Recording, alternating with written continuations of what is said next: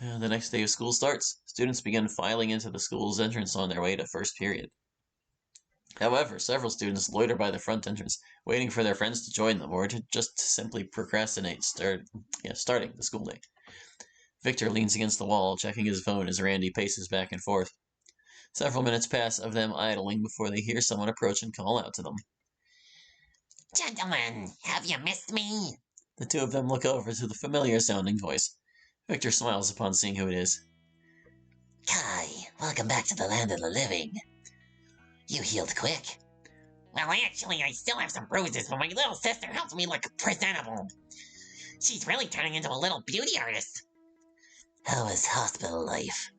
Painkillers made it bearable. Spent most of my time recovering at home, actually. No lasting injuries, thankfully. That's great to hear.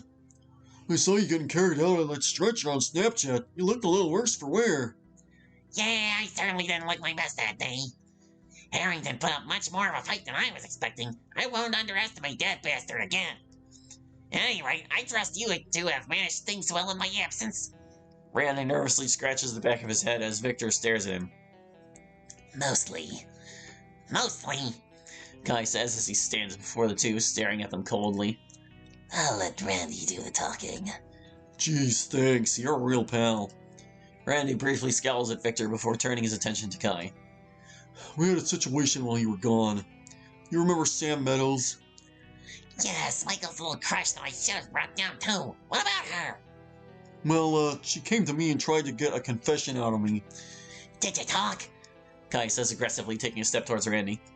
What? No, of course I didn't. I didn't tell her anything. Victor lets out a laugh, rolling his eyes at Randy. You got something to say, Victor? Yeah, I do. He might not have told Sam anything useful, but he talked when Jeremy hauled us into his office. He told him everything. Kai stares silently at Victor. He then turns to Randy. His face begins to twist with anger. What the hell were you thinking? I remember specifically saying not to tell that prick anything! I felt that it was necessary. And speaking of necessary, Victor nearly let Sam die. What the fuck are you even saying right now? What's he talking about, Victor? So, I was watching the whole meeting between those two go down. In the middle of their talk, Sam suddenly fainted and collapsed. I was in favor of leaving her until somebody decided to be heroic. It was life or death. The paramedics had to take her away. Plus, it actually worked out with us because apparently some people saw me rushing her to the nurse's office, and countless people have come to thank me for doing it. Yeah, phenomenal. I don't care. Randy and Victor both look at Kai in confusion. Great that you got praise, but it doesn't matter what that you saved her. What matters is that she's sticking her nose where it doesn't belong. I knew I should have crushed her too.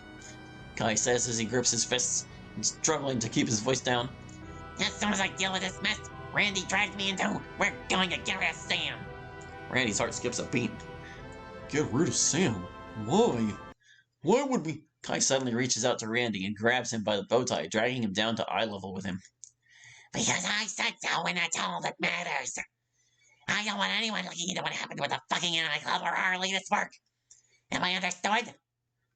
Yeah, Crystal. Kai releases Randy, who takes a step back in shock as he adjusts his bow tie. Kai's never raised a hand to me before. What the fuck has gotten into him? At any rate, Jeremy demanded that we stop what we're doing until you go talk to him. He told us he wanted to see you ASAP yesterday. Kai lets out an agitated groan. Yeah, I figured. I'll go talk to him now. Also, he does not get to tell us what we can and can't do. That's my decision. Randy, you're coming with me to Jeremy's. Victor, do whatever it was you were doing before. Don't need to tell me twice. I also got something I want to show you later. Noted. Come on, Randy. Kai begins striding towards the front entrance as Victor and Randy look on at him. You better catch up with him. Don't want to make him more mad. Randy turns to face Victor, locking eyes with him. Go fuck yourself. Randy then walks off after Kai before he could give Victor the chance to retort.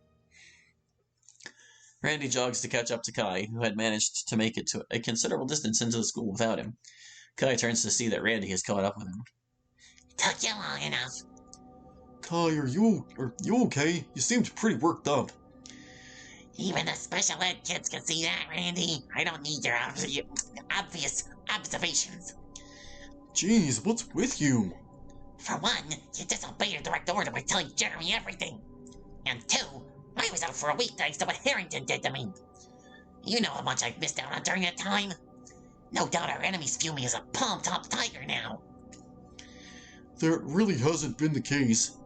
Though there's been intense debate around the school wondering if it was really Michael who was behind Picturegate. Well, I expected that. No doubt some people are accusing me. Jeremy will tell you more. And I'm sure he'll tell me just more than that. He says, scowling at Randy, who sighs and guiltily stares down the hallway. Eventually, the two reach the student council's office. Wait here. I doubt this will take too long. Randy leans against the wall as Kai steps into the office.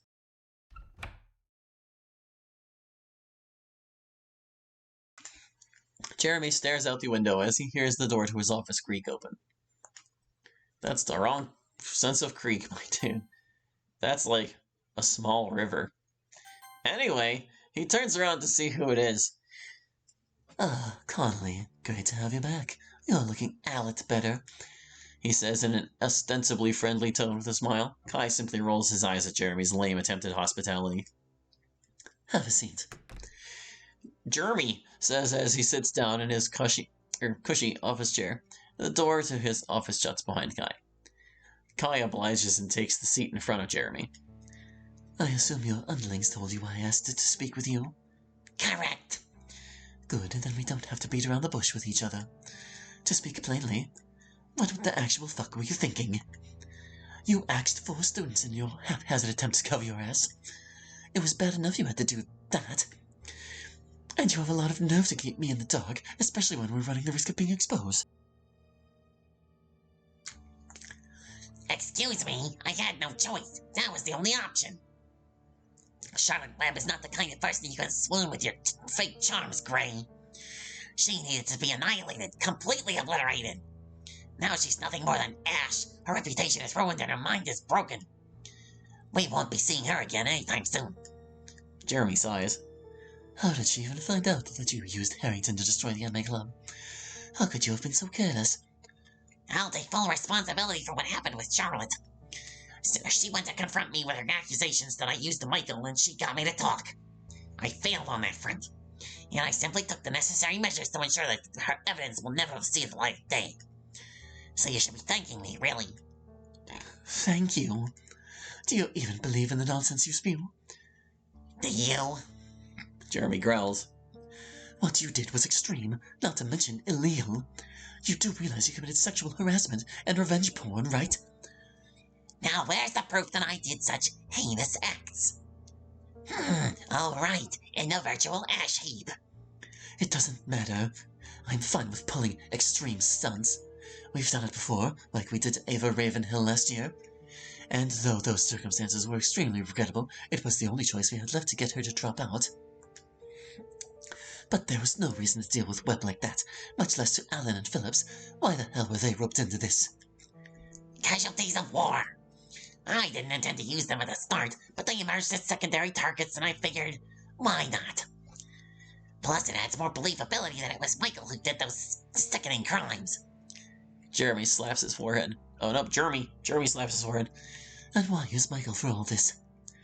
He wasn't causing problems. Or was he and you just weren't... Or was he, and you just weren't telling me? No, he wasn't. He was behaving. I saw him as a means to an end, and he played his part well. So well that he punched your ugly face in. Kai glares at Jeremy. This is unbelievable, even coming from you, Kai. It's unacceptable. I can't have you running around taking and posting lewd photos of students around the school and pinning them around on innocents. Oh, you're such a hypocritical politician, Jeremy. You want to spew your tiny symphony at me over innocent students when you routinely screwed them over during the campaign last year. And all your efforts to push out the smaller clubs so you and your buddies can have a monopoly on the student senate. That way you can have your little fascist roleplay sessions. Don't pretend to me that you care about innocent students. Jeremy stares at Kai, his harsh gaze meeting Kai's defiance head on. There's far, and then there's too far. Then there's what you did. You should have come to me, and we could have worked out a plan, like we've always done. I don't see why this time was different, and you decided to act on this alone. I thought we had an understanding. It's not like we tell each other everything we do. What I need to tell you every time I take a shit and wipe my ass now. No, jackass, I expect you to tell me when something comes up that can bring us all down. Kai seethes in silence as Jeremy begins to pace the room, groaning angrily. You had no reason to involve Kayla, Ruby, or Michael in this. Oh, and you suddenly care for them? No, but I'm not in the habit of axing our classmates left and right on a whim. I'm trying to instill order, Kai. I can't have order if the entire student body is traumatized or expelled. Sounds like a skill issue to me if you can't capitalize on this, then. Considering I've kept the whole student body from descending into panic over this so far, I don't think that's the case. You do realize you're a suspect in the investigation, which, by the way, the police are investigating. Whatever you tell Rankin, I suggest you be very careful about what you say. Otherwise, you say the wrong thing, and that'll be the end of you. And I won't hesitate to execute my presidential duties on you. Kai stares back at Jeremy, unmoved from his wrathful stare. Oh, so you're threatening me now? Interpret it however you want. I'm interpreting it as a threat, and that's not something I appreciate. Jeremy rolls his eyes. So, keep something in mind, Mr. President. If I say the wrong thing, perhaps I'll let slip how you made Ravenhill drop out of the presidential race last year, and your whole scheme to bring down the anime club and the smaller clubs, as well as your other little indiscretions. Such as? Oh, let's see. Burying bullying reports, including the ones made against me. I think the staff would be very interested in why you swept complaints made against certain students under the rug. You guys skimming off the top of the budget to enrich yourselves. Colluding with the big clubs to push out the smaller clubs so you guys can monopolize our social lives here. Your questionable access to certain rooms here in school. All the little abuses of power you and your deputies have done to make sure the right people said and did the right things. How you colluded with me to push Ava Ravenhill out of last year's presidential race, and how she wasn't the only one you pressured out. Oh, and who can forget your actual policy agenda that you've so meticulously obscured through your bullshit rhetoric. I have a list if you want me to show you. Jeremy chuckles. You're bluffing, and you can't even prove half of that, especially not without also incriminating yourself, which still wouldn't save you. To Rankin and the police, you'll be just grasping at straws. So don't be so righteously indignant with me. If you're exposed, all your goodwill will be lost, and you'll be seen as a fallen star. So try not to let that happen. Stick to the things I actually tell you to do. That includes your efforts at subterfuge to try to loosen my hold on the Student Senate. Whatever you think they owe you, trust me, it's nothing compared to what they owe me. You're not slick. So let's try to work together from now on, okay? Get out of my office and don't screw up this time. Unless you want to get your ass expelled. Kai scowls at Jeremy as he abruptly stands up from his chair and storms out of the office, letting the door slam behind him. Jeremy shakes his head in dismay in Kai's direction as he leaves. Kai storms out into the hallway, walking off in the direction of the office. Randy quickly jogs up to Kai to catch up to him. Terribly, thanks to you. This is precisely the reason why I didn't want President Scumsucker to know this was happening. Oh, sorry, but he was yelling at us and he should have known from the start. We're still his partner, right? After all this, who knows? I wanted to smack him with the way he spoke to me in there. Jesus, that bad? He thinks we're his slaves. I am nobody's slave. Look, I'm sorry things went haywire, but I felt it was the right thing to do. He's on our side. This concerned him. He should have known. So why didn't you tell him from the start? Kai glares up at Randy, lethally staring him up. Because Jeremy doesn't know how to handle Charlotte. I do. I'm tired of listening to him. I don't trust him. The only reason I even agreed to help him destroy the anime club was because Shira was a part of it. I only ever started doing favors for him because I needed an ally on the student council so I could go on about my business more freely.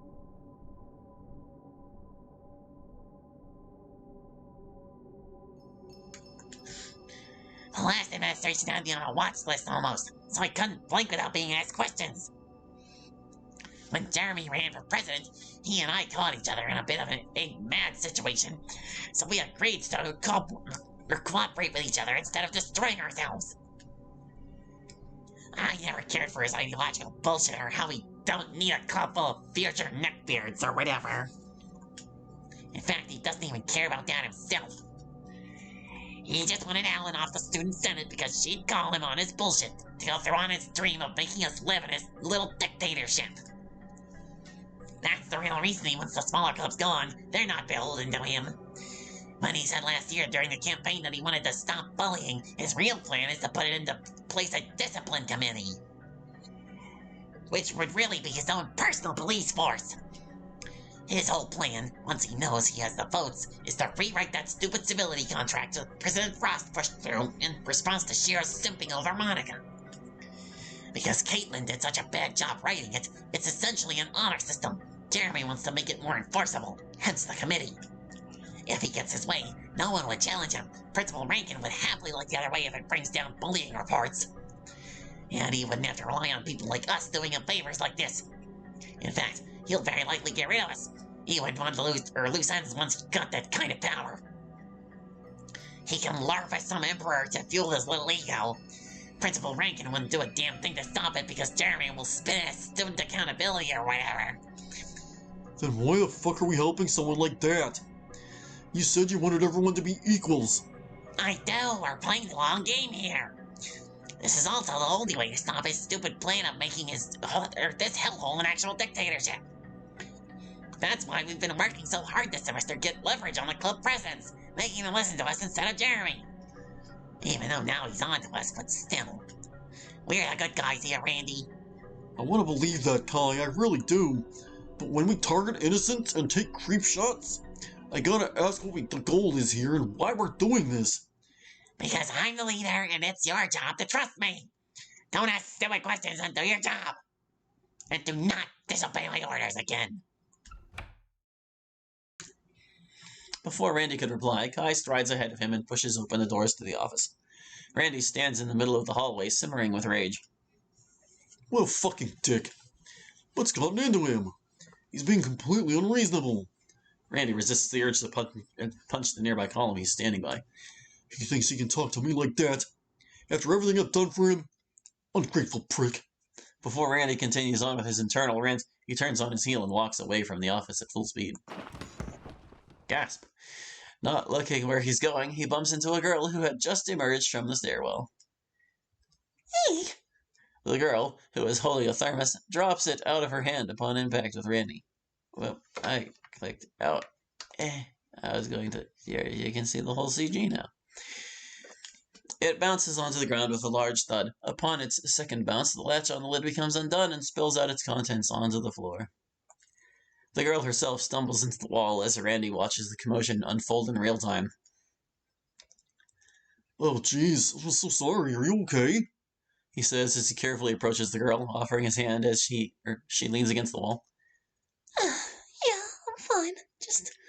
The girl looks up at Randy and then at her spilled thermos. Oh no, my lunch! She cries out. Several students who were either walking by or standing around witness the scene, looking on in surprise. Randy turns around and he notices the students idling by watching. Go on, it's just an accident. Nothing to see here. Most of the students comply, nervously murmuring to themselves as they continue on about their business. A few students still stick around, choosing to ignore Randy. The girl brushes herself off as she fixes her bow and walks over to her thermos, picking up and sealing the lid. She shakes it to see what's left, but by the sounds of it, sounds pretty much empty. You really should be more careful with where you're going. I know, I'm sorry. This is all on me. Let me make it up to you. Let me buy you lunch. You don't really have to do that. No, I do. I insist. This is my mistake. Let me make it right. I feel terrible for ruining your lunch, and I'd feel awful if you starved today because of me. Well, I wouldn't exactly starve, but... Monica sighs, shrugging her shoulders. Fine, it does seem fair. I have a lunch if you want to meet me by the cafeteria then. Gotcha. I have free lunch, but I can get out of class for a bit, so it shouldn't be an issue. You're really going out of your way for this? Well, like I said, it's my mistake, and I don't like to leave what I can't fix unchecked. Besides, that's a really shitty way for me to leave a first impression on you. I don't think we've met before either. I can't say I remember if we have or not.